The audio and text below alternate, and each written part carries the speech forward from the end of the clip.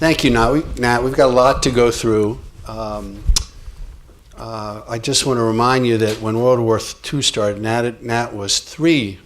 So during his presentation, I'm going to ask him to remind us how old he is during each of these segments. So you'll be hearing a story about life in the ghetto, and you have to remember how old he was when he was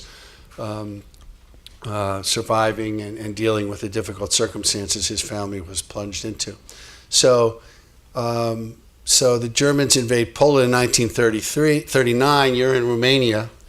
I know you're very young at the time, but tell us about the community, your dad's dairy farm, growing up before the war started. What do you remember about that? Well, before the war started, everything was pretty normal. What I mean normal is we didn't have electricity, we didn't have any running water, but it was a primitive life, but it was a good life. For a while, we were able to go to kindergarten, went to first grade. I had both Jews and non-Jewish friends, and things were okay. We were pretty wealthy at the time, so life was okay. So relations with non-Jews was nothing memorable, nothing scary at the time? Everything was pretty much the same. I mean, we never saw a difference between the Jewish boys or the Jewish kids to the non-Jewish kids. Right. So in your town, outside of Yash, was it a large Jewish community, small? How did it fit in? It's a community actually that my father immigrated originally from eastern part of Hungary. He and his 2 brothers immigrated in 1924 after World War I, and when he established this large dairy farm there. So the community was approximately 25 Jewish families and about 80 non-Jewish families. There was a farm community. In other words, it was one of the surrounding farming areas, and ours probably must have been one of the largest farms that we have. And you had good relationships with the other farmers, Jewish and non-Jewish, and tell us about the priest who came by once a week. Yeah, well, what happened is that, getting back a little bit, the way my father emigrated, so both my parents were born in the eastern part of Hungary. My mother was the oldest of 12 children, and my father was the youngest of 6. In 1924, after World War I, my father and 2 of his oldest brothers emigrated to Romania, and that's where they established the farm. In 1931, my father was still single, and he decided he wanted to get married. The other 2 brothers were already married, so the most logical place to find a bride was go back to the community that you came from. So he went back to the village that he came from, and at that point they didn't have any findabride.com. So he went to a matchmaker. No Tinder or anything. Yented.com. No. So they went to a matchmaker, and she suggested somehow, because the two families knew each other because they were trading.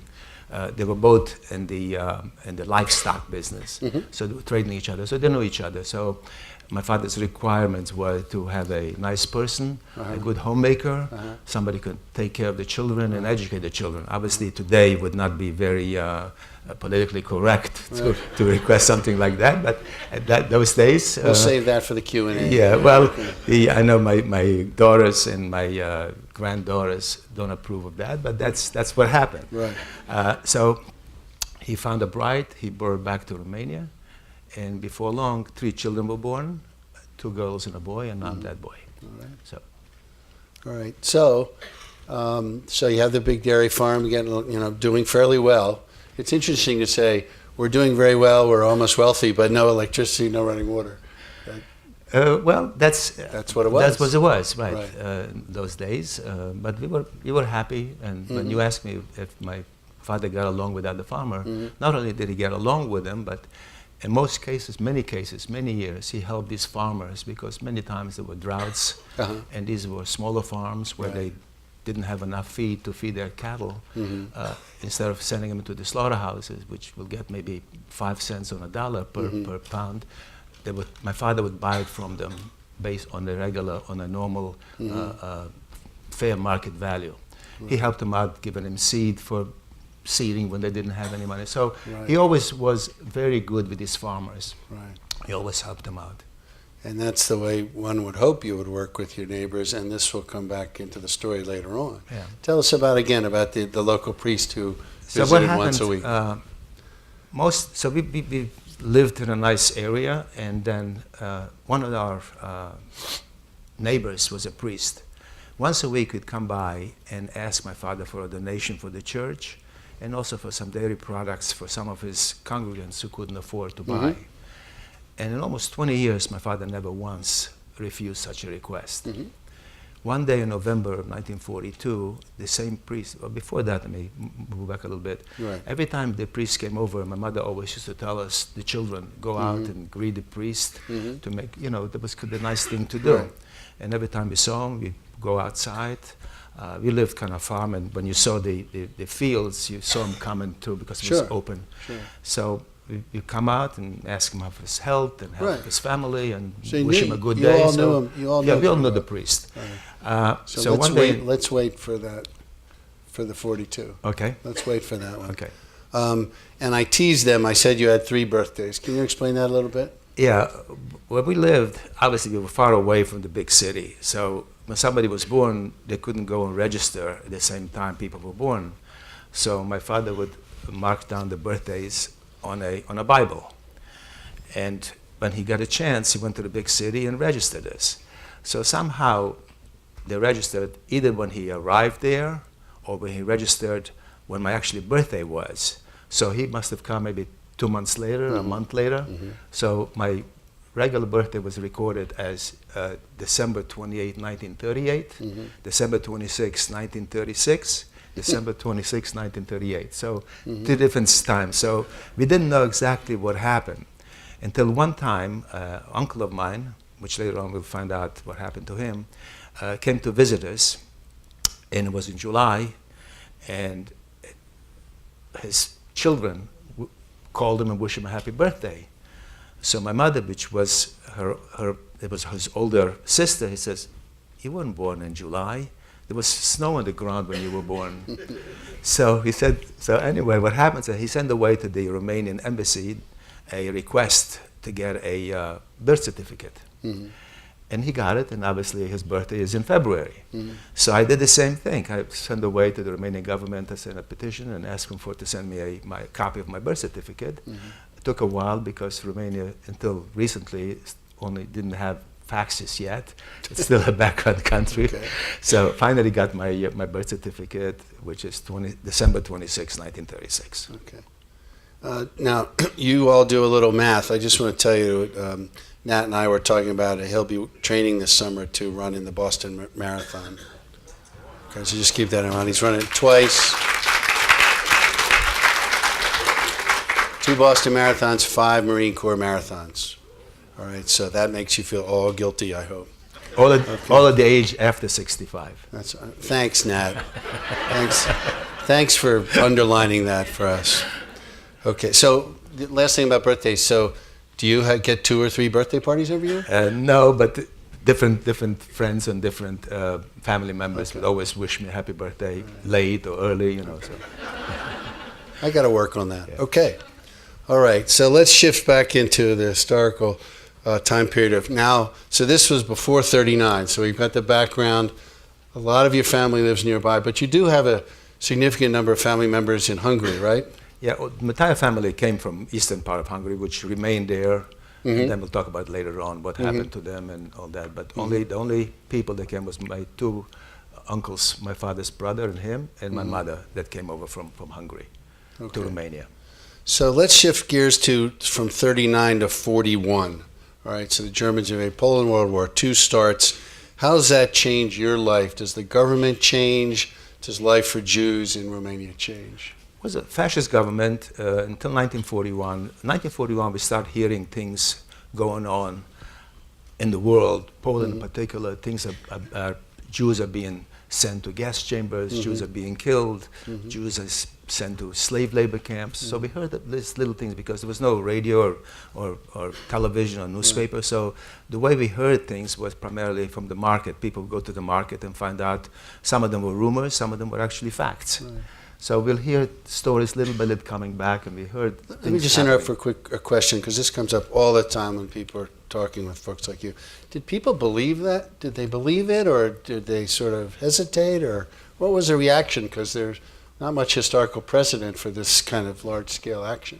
We saw some of the what they call the legionnaires, which were the part of the Iron Guard government, little by little changing their outlook against Jewish people, more anti-Semitic things, and so we saw certain things that happening where didn't happen before. All right, so that's the local context. As you're hearing much worse stories from, say, Poland, or it's getting to you. Right. So there's a global story going on, and then there's things are getting worse and worse for you. All right, so I think it's in tell us about the Yash pogrom, and that was in 41. The Yash pogrom was a little later on. Was a couple of pogroms in Yash. Okay. Pogrom, I don't know if anybody knows. Pogrom is something that individual citizens kill other citizens strictly for monetary values or for monetary reasons, and it was okay by the government to do so. And the government did not say not to do certain things. So it was sponsored by the government in a way. It was condoned by the government. Right. See that this primarily in 1941 was a big pogrom in Yash where 10,000 people were killed within 2 days. That was in July of 1941. 10,000. 10,000. And this is paramilitaries or civilians or both a combination? civilians, hoodlums, anybody that Right. wanted to have somebody else's property or somebody else's things would just go ahead and just do things like that. Right. And they were killed not only by killed brutally with shovels or with axes and with, whoever had guns with guns, but they were killed pretty brutally. Did you know anyone? Did your family know anyone or lose any family in that particular event? In 1941, there was also, in addition to the program, was a 3 trains that were started up in the southern part of Romania, going towards Iași. It was Calarashi to Iași, and they were ferried in the heat of the summer of Romania, ferried for 3 days back and forth without any reason. Where most of the people in these 3 trains were dead when they returned in Iași after 3 days. One of my uncles, one of my father's brothers, was on this train. He didn't survive. So these are basically cattle cars. When you go upstairs, there's 2 things I want you to remember. 2 of the many things you remember from Nat's stories. One is you will see a cattle car of the kind used to move Jews around, and similar to the one used in the Yash train. And also there are actually pictures from this episode of these trains being unloaded, where Nat lost one of his uncles. So at that time you're pretty young, but how did your family react to these pogroms? What did you think you could do? What did you think about? Well, first of all, we were pretty far away, about 4 hours away from Iași itself. So actually in our community weren't that many Jewish people in the first place, so we weren't really involved in that thing. So we didn't really know, we didn't suffer in our own. But you heard about it. We did heard about it, yes. Right. So we were scared, obviously, but you hear things like that. We don't know if it's going to come your way or it's going to stay in the big city only. So. Right. Sometimes people say, well, did you think about leaving? Or were, did that come up? Or no, that's your home. That's where you stay. Right, that's where you don't go anywhere. Right. Okay. And just so we're clear, pogrom is from a Russian word. It's a organized attack, either supported by the government or engineered by the government. And there had been pogroms around Europe in some countries from the 1880s on. So this isn't the first time this happened. Probably wasn't the first pogrom in Romania, but this is a big one, and at this point in time. Okay. All right. So even with all these fears and hearing some of the international news, and it's wartime, the dairy farm, life is still okay, right? Yeah. But then it all changes in November 1942. Now let's get back to the visit from your neighbor. Yeah. Well, since we were such a large farm, the biggest client or the biggest customer that my parents had was the Romanian army. So they they shipped them all their dairy products. So in 1942, November of 1942, the same priest used to come by once a week, came by this time again. However, this time he came with an armed police officer and 2 Iron Guard soldiers, also armed.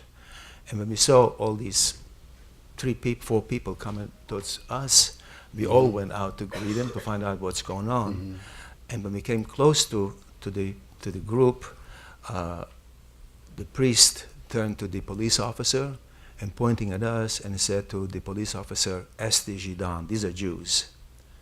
So the police officer at that point told us that we have 4 hours to vacate the farm because he has orders to take us to relocate us to a different area. Mm-hmm.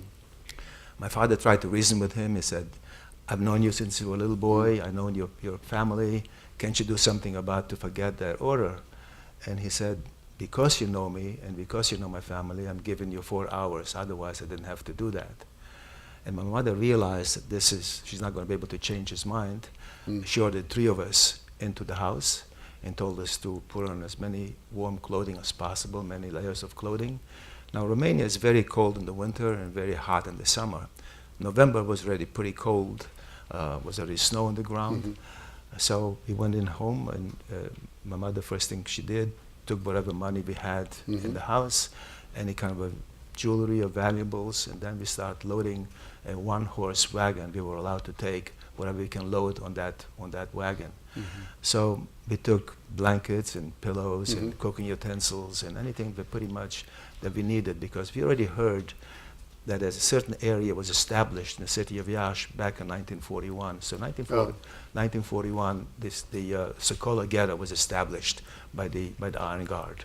So when the policeman told us that we're going to be relocated, we pretty much knew where we go. You figured it out. Yeah. So we took whatever we had able to. So also, a small wagon, besides 5 people, plus whatever things we had to gather, wasn't that much. Right. So after 4 hours were over, the policeman told us time is up, and he escorted us to the city of Iași. And once we arrived there, that was the area. Now there's 2 kinds of ghettos. There were open ghettos and closed ghettos. Iași was an open ghetto, which means the Jews were able to move around within a perimeter of area. They couldn't leave a certain part of a certain street past that, so we couldn't stay in the same area. So we arrived to the ghetto. We were turned over to the authorities, and the authorities right away told us, they gave us 1 room, that's where we're going to be staying. So coming from a big house into 1 room for the 5 of us, in that room all we had is 2 beds. There was nothing in there, no closets, no cooking place, nothing whatsoever. So we were given that room. We unloaded the wagon, and they were told by the authorities to show up the next morning to give us the rules of the ghetto, what we can and cannot do. Most of them was what we cannot do, obviously. Right. So everybody kind of was in a bad mood, because you're coming in from a large house to a 1 room wasn't so easy to take. Had to be very traumatic. Very traumatic. And again, how old are you at this time? 6. Okay, and your sisters are? 8 and 4. Okay. So obviously there was a problem there.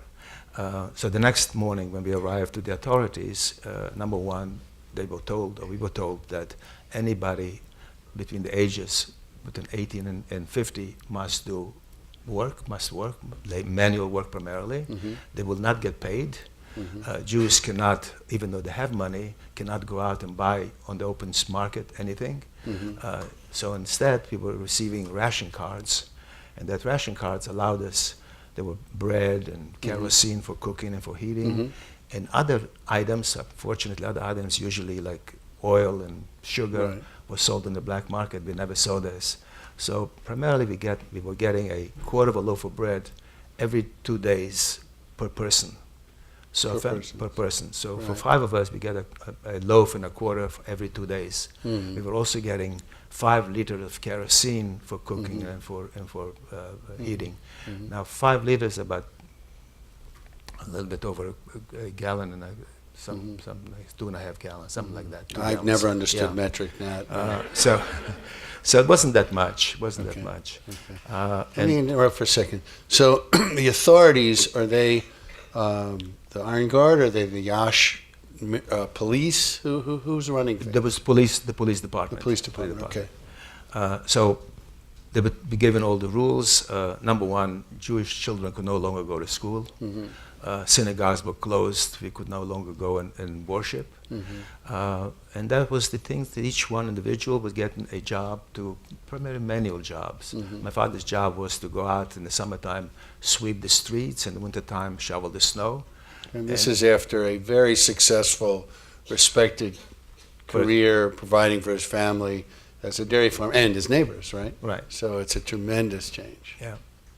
So every morning the men would go out. By the way, they took, when we arrived at the ghetto, they took our names, ages, and gender down. They wrote down, so they know exactly where each individual person lives. And the way it was set up, there were big houses. Each house had maybe 4 or 5 bedrooms. Each bedroom was given to one family. So we lived in that house. We lived with 5 other families. So it was very crowded. The whole ghetto was crowded, but this in particular was very crowded. So every morning the men would go out to do the work and come back later in the evening or late in the afternoon. When I asked my mother heard that they need certain people, that they needed certain jobs that they wanted to take. So my mother heard there's a need for nurses. Now, she was the oldest of 12 children. She actually raised the other 11 children. So she said she's a nurse. So they put her in a hospital to do manual work, cleaning toilets and doing things. So obviously that was better than doing certain things on the street. My older sister was already 8, so she was able to be as a maid to one of the officials to clean their houses. To the police. Yeah. Oh, okay. So my mother was working in the hospital, and my father was working usually doing on the streets, sweeping the streets. Until actually one day, the person that was in charge to cleaning the market area died. And the next morning, when people were allocating the jobs, my father was called out from the line. He says, your job now is to go and clean the market area. The market, the Yash market was always on a Thursday. So Thursday was the market for Yash. So he was sent out to do manual work and cleaning horse manure and ox manure from the streets, and that's pretty much what he was doing for a while. And what is little Nat doing now? Well, first of all, to collect the rations, we had to go out of the ghetto. Number one, we were given a yellow star with the word Jew on it, so we couldn't leave the ghetto without that star. Anybody caught with that would be severely punished. Now, to receive the rations, we had to go out of the ghetto. We could not leave before 5 a.m. Although my sister was older, my father always used to send me out to get the rations because there were a lot of hooligans who were picking on Jewish girls. So he was afraid of my sister, so he used to send me out. Now, many times I came back with, now these hooligans actually picked on Jewish boys as well. Many times I came home with bloody nose and a messed up face, but that didn't hurt as much as when these hooligans took my bread away, which means for the next 2 days we didn't have anything to eat. When the first time this thing happened, my mother realized that this could happen again, so she started rationing our own family every day, a little bit. So until she accumulated every 2 days, instead of consuming a loaf and a quarter, we consumed a loaf and a quarter less a slice. The next time less 2 slices. So she accumulated up to 1 loaf of bread reserve. And actually this thing did happen again in the later on, and so at least we did have something to eat. So that was one of the things that my father used to send me out to get the rations. So just so we're clear historically, so the museum has just found out there were over 42,000 ghettos, jails, and places of incarceration. And then Nat rightly pointed out some of these ghettos had walls. You probably heard of the Warsaw Ghetto. Some did not. Some you could never leave. You could leave this one for various reasons, right? So in the morning, so you would go out to get the kerosene or use the ration card and get your, so you were the delivery boy for the family. Right. Okay. So again, you had to go out, leave the ghetto to go out because the bakery was outside the ghetto. You have to line up, the same thing for the kerosene, line up. And then individuals who were not Jews were able to just go past and just come in front of the bakery and buy whatever they wanted. So the Jews had to wait in line to get all their rations. So not only did you were restricted on what you could get, but what you could get was very minimal. Right. So it was very difficult. So I know a story about you and a guy who, this guy Gregory. Tell us about your interaction with this Gregory guy who was helping with the distribution. Let me go back a little bit before, if I may. Sure, of course. You're the boss. Yeah. When my father worked in the cleaning the market area, what happened, the way the farmers would gather every Wednesday night as a group, and then by midnight they would leave Wednesday night to get to the city of Yash by Thursday morning. So one Thursday morning, this old farmer saw my father cleaning the area, and he came over to him and said, "Mr. Spitzer, Don Spitzer, I'm so sorry to see you in the condition you are. I know you are a wealthy person. We helped us a lot, and seeing you in a very degrading condition that you are right now breaks my heart. And I'm going to try and help you out a little bit. I'm going to speak to some of the other farmers that you helped in the past. Perhaps we can help you some way." The next Thursday, when he came back, the old farmer went over to him and said, "We agreed to help you, and here's how we're going to do that." He said, "The caravan starts in a field in the middle by midnight, and they pass on the outskirts of the ghetto between 2 and 3 o'clock in the morning. Why don't you show up between those hours in a certain area behind a certain building, watch out for the last 3 wagons of the convoy, and we're going to fake a breakdown, and then we're going to throw something your way." So my father didn't tell my mother what he plans to do, because my mother was the rational person, because she always thinks what could go wrong. My father always took a chance. So the next Thursday, my father went out between 2 and 3 o'clock in the morning. Now, anybody caught between 2 and 3 o'clock in the morning outside the ghetto only meant one thing: the guy is trying to escape. That would be punishable by death, or better, sometimes being imprisoned.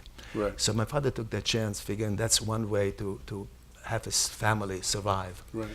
So he went out, and then exactly what happened with the farmers told him it's going to happen. They faked a breakdown, and the last 3 wagons, before you know it, one of them threw a sack towards where my father was. And my father waited there for a while until everybody left, looked around when there's no police. He took the bag and came home with it. And then we found some potatoes, some fruits, some cheese, different products, different times.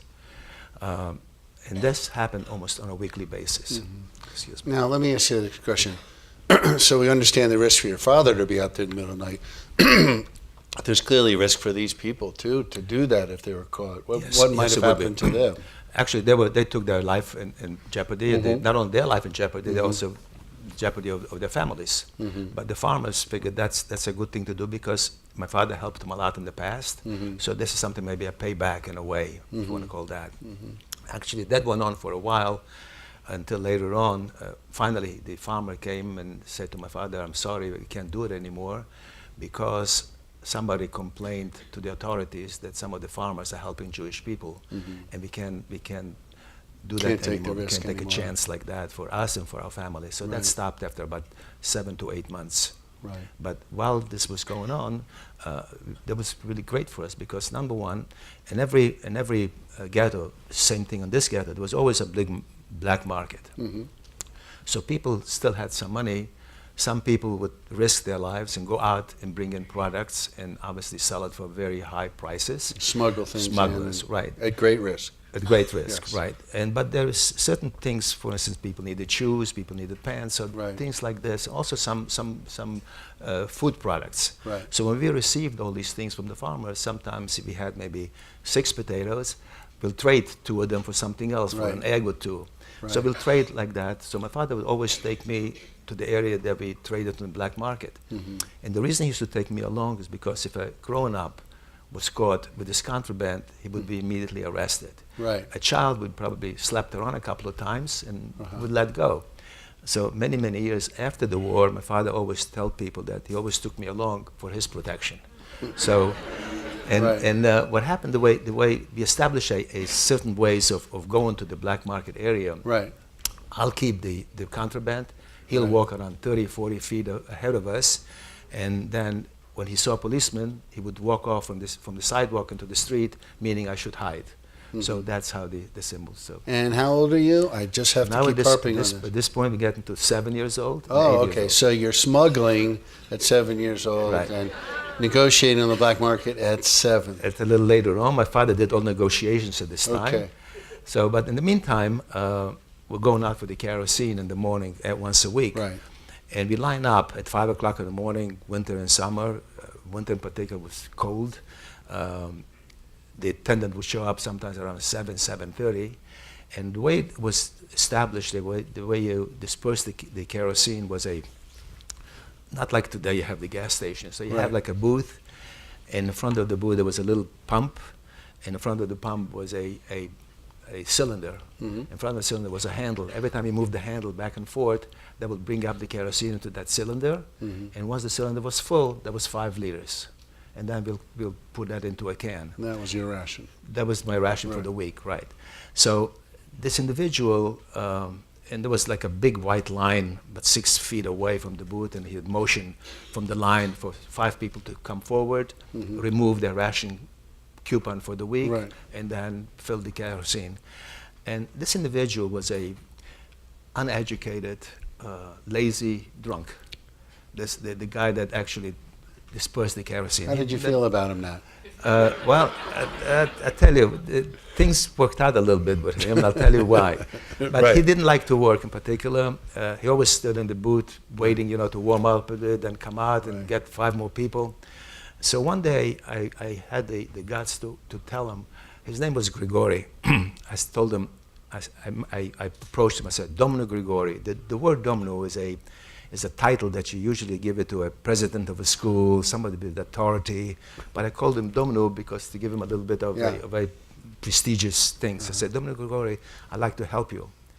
So he's looking at me. I wasn't a very tall kid. Right. He said to me, little Zidane, you going to help me? Little Jew, you going to help me? I said, Right. yeah. I said, how you going to do that?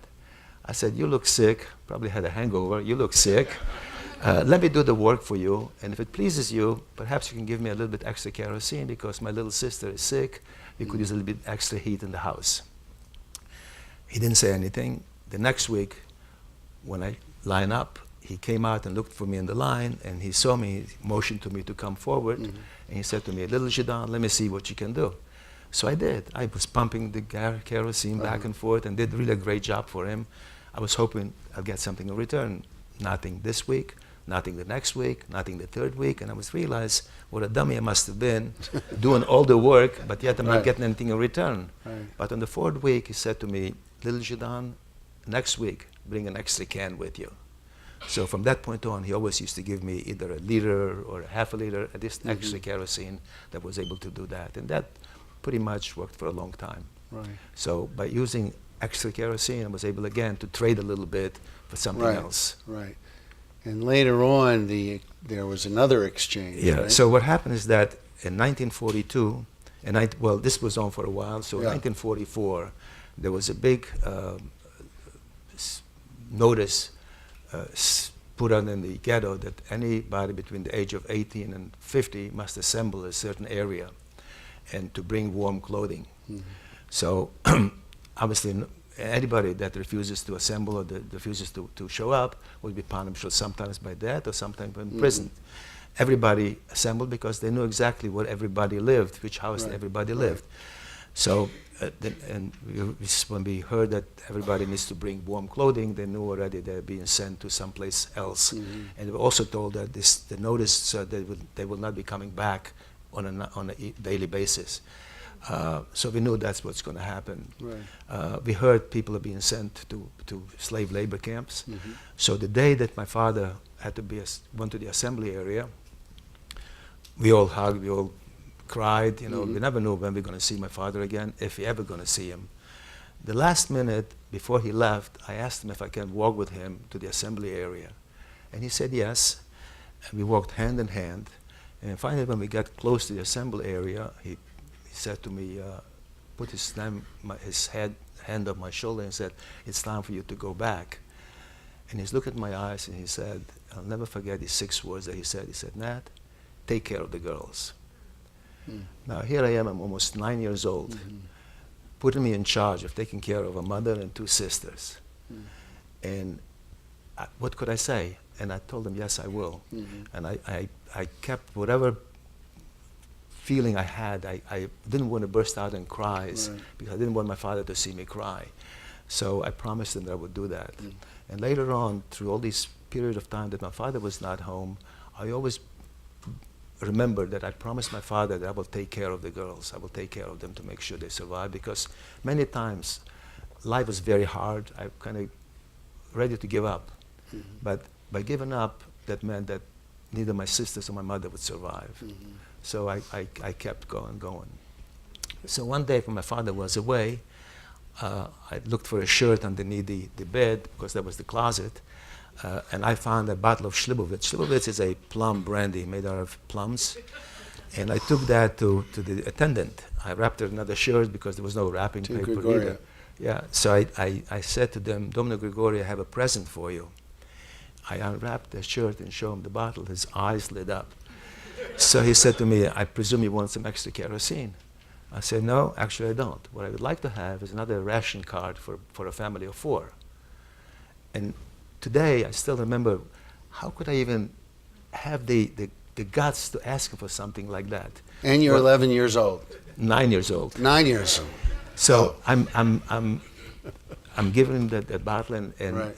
a few weeks later, he actually came with a ration of 4, which meant we get another loaf of bread every 2 days. Right. We get another 5 liters of kerosene once a week. Right. So now I had enough stuff to trade with. Right. So that's what happened. You certainly were Yeah. living up to your father's request. Yeah. But also At after 9 years old, 9 let's years just old. remember. After a while, though, this Grigori took a pity on me, I presume, and he used to sometimes he give me a chunk of cheese or a piece of his bread, and he used to tell me, take that to your little sister. So obviously I would take that back home and share it with my other sister. So after a while, he became really a kind of not a friend, but somebody that I was able to trust a little bit. Right. Let me ask you something. When you go through the exhibit today, or you learn about the Holocaust, you learn about life and death in ghettos.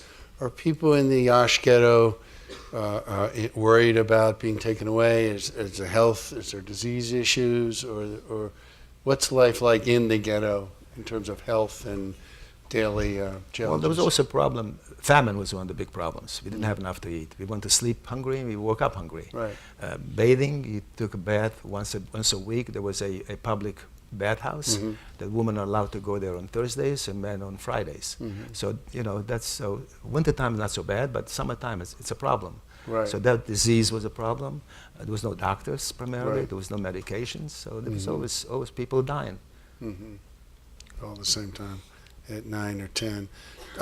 Now, while you're in the ghetto for those years, do you have any conception about what's happening in the outside world in terms of the war or the continued assault on the Jews of Europe? Do you have any knowledge of this, or there's no way to know? We heard certain things filtering into the ghetto, not very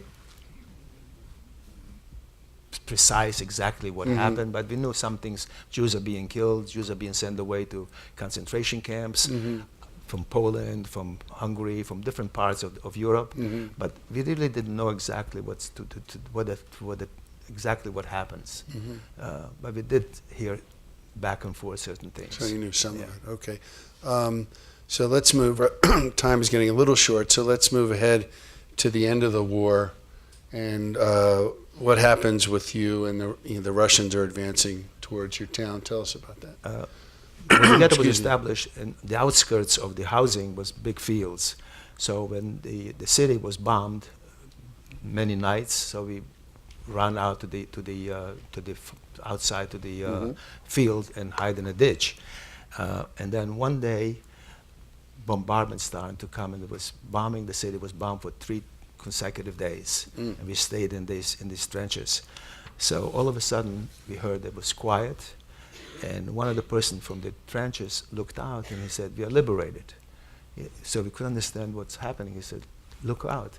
So we saw in the far end of the field, there was individuals with gray coats on, gray fur hat with their red stars on their forehead, and he said, "These are Russians." So we were liberated in the spring of 1945 by the Russians at that time. And all this time, we never heard from my father, by the way. he's still off He's on still the off, home right. work, and you have no idea if he's even alive. Right. Okay. So then, so did you think about going back to the farm, or did you wait until... So what happens? Tell us when your dad came Well, back. we couldn't What leave happened? anywhere to go. So my father, first of all, right after 45, after the Russian came over, individuals started to come back from the same ghetto where they were sent out to slave labor camps. Right. So everybody asked, "Have you seen my brother? Have you seen my father? Right. Have you seen this one?" So we finally asked, "Have you seen my father?" So one individual said, "Yeah, the last time I saw him was about a month ago, he was in good health, and chances are he was shipped to another camp. So we hoped that if he saw him a month ago, perhaps he's still alive. So later on, finally, one day, he just showed up. He hitchhiked on Russian convoys. He walked a lot with farmers. So he always finally came back to the ghetto area. We were there for a couple of days, maybe a week, and then he said to me, "We'll go back to the farm and see what happens to our farm." So we went back. Before we went to the farm, actually, we stopped at that old farmer that helped us out to thank him for all the things that he did for us. And the farmer invited us for lunch, and after lunch, he said, "Where are you going from here?" And my father said, "Well, we're going to see the farm." He said, "I wouldn't do that." He said, "Why not?" He said, "Because that's not your farm anymore." He said, "What happened to the farm?" He said, "The farm was divided into three. The priest and his family got a third of the farm. The police and his family got a third of the farm, and the mayor of the town was still the farm." Mayor. Yeah. And for many years after that, my father and I always spoke to each other and said, "What makes people do what they do? Why did this old farmer risk his life to help us? And why this priest, who's supposed to really help people, turn us in as Jews to the authorities?" And we could never figure it out. Finally, we said it was because maybe monetary reasons. I mean, something that somebody could benefit. The farmer did it because he had it in his heart.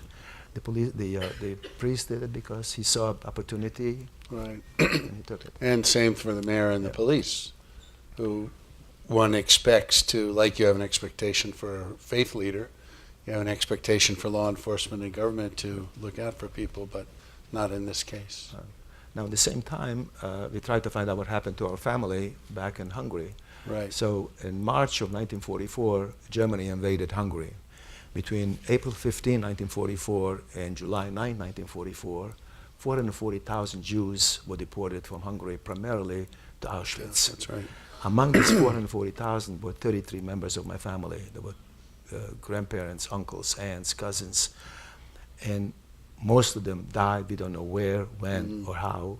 The only three people we know for a fact was one of my grandfathers and two of my uncles who was in Auschwitz together at the end. My grandfather died a month before he was liberated. He died from starvation. And two of my uncles survived. One was 21 years old, one was 22 years old. They each weighed 65 pounds. So you can imagine what they looked like when you hear the word skin and bones or walking skeletons. That's what they were. When the Red Cross came into this camp and saw the condition these people were in, they put them on ships that took them to Sweden, which was a neutral country. Right. Between these two brothers, unfortunately, one did not make it to Sweden. He died on the way to Sweden, so he was buried at sea. And one did survive. He was in Sweden in the hospital for 4 years to get his strength and his weight back. Finally, he emigrated to the United States, and he is the uncle that came to Israel to visit.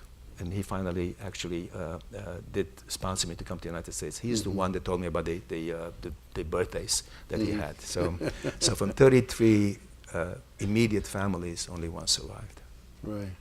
So you were very fortunate, fairly rare for survivors to maintain the nuclear family, but you had tremendous losses in the extended family. And then we realized at that point that there's no future for us to stay in Romania.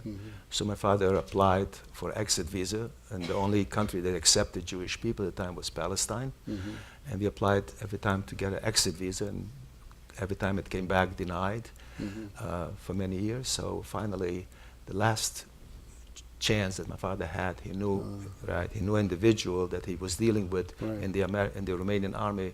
He said, "This is what I got. Take it. Please give us an exit visa." And he did. So finally, in 1951, we left for Israel. In Israel, I served in the Israeli army for 3 years. Finally, stayed there for 10 years. Came back to the United States. Now, don't be so humble. You were wounded in combat, Yes, correct? yeah, okay. Yeah, I was wounded, and then they took me back. And my mother was working as a nurse in a hospital. She didn't know I was wounded, and they brought me back into that hospital. And when she noticed that I'm the one. So that she's gonna working at take the care of it. hospital, Yeah. taking incoming wounded, and there's her son. Yeah.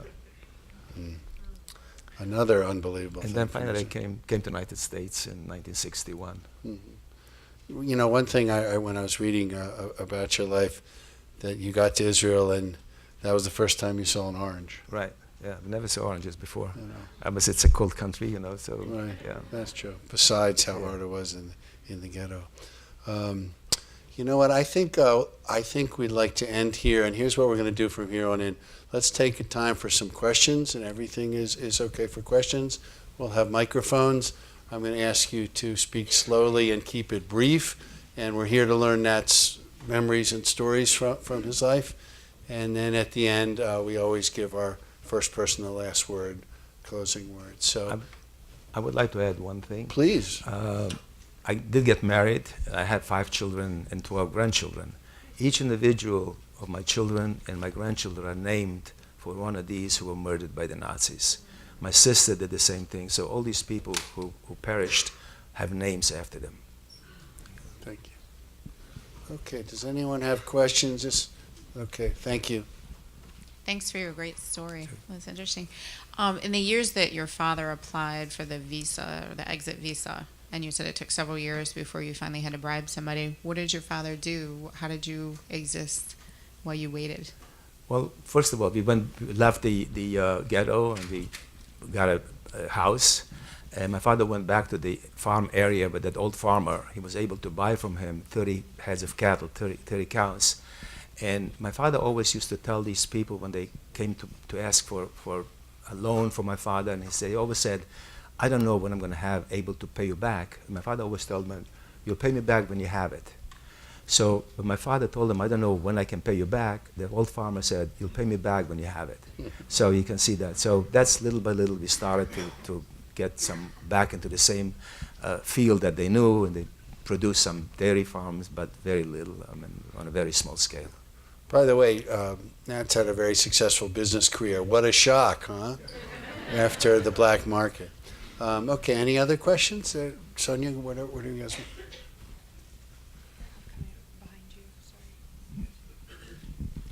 want?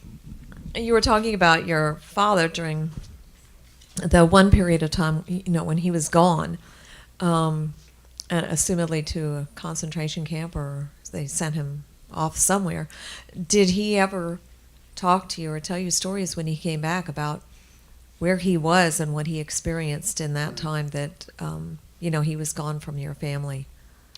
He was a slave labor. He was in He was slave labor. He was slave Right. labor camp. They were laying railroad tracks between Romania and Russia, so the convoys could continue going. So it's pretty hard labor and very little food. So obviously, when he came back, he was not the same. He lost a lot of weight. So that was a slave labor camp. I forgot something I wanted to mention is, can you tell us, were you a very religious family? Did it ever change during these travails in terms of your faith? People are always curious. Yeah, for ourselves, our faith, we stayed the same. In other words, we kept the faith because that's the only thing that we have to cling on. Just an example, one time one of these farmers put in a ham in one of these bags that was thrown to my father's. In the ghetto. We couldn't eat it because we kept kosher. So that's what things that we traded, and that was a good thing to trade with. So we did keep our faith. Many, unfortunately, did not. There was individuality. Some people did keep their faith, some did not. Right. So that ham helped you. That ham helped. Okay. All right. Anyone else? What was your greatest fear when you were in the ghetto? Number one, to get sick. I was afraid if I get sick, chances are everything will go downhill from that point on. So I would say there's nothing I can do to stay healthy, but that was one of the fears. The other fears is, what are we going to eat tomorrow? Always a problem with famine. Famine was a big problem in the ghettos. Not enough to eat. So that was, and there's no medication. So that was to make sure my mother survived, to make sure I do everything I possibly can the next day. So always thinking of something, what to do, and that was something. At the age of 9.5. Okay, just you want to be clear. Thanks. Hi, my name is Patrick. I'm a graduate student from Georgetown. Thank you for sharing about your story and experience in such vivid detail. You suffered tremendous hardship at a young age and had to learn a lot really fast at the ghetto. My question is, how did that experience actually inform the way you conduct your life post-liberation, whether in Romania, in Israel, or in the United States? Thank you. Could you repeat that question? You somehow got through these difficult hardships. How's that informed your life since then?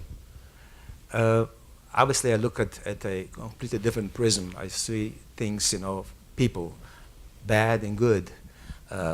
Most of the things I always think on a positive way. I have one of my grandsons is 9 years old. So last year, I brought him over here also in one of these sessions. And I was wondering if a child 9 years old today can do what I did 9 years old then. Probably couldn't. So, so it's kind of hard, unless a person's in that position, how things change in my life. I always try to help people out, no matter what. That's my nature at this point, and I think my sisters do the same thing, because when we realize that the old farmer risked his life to help us, the least we can do for humanity is pay back somehow. So I guess it made me a better person. All right, let's do two more. Maybe. Did you ever return or visit your farm again?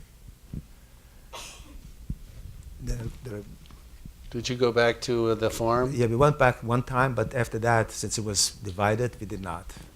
There was no reason to go back at this point. We did get compensation from the Romanian government, not really what the farm was worth by all means, but some compensation we did get back.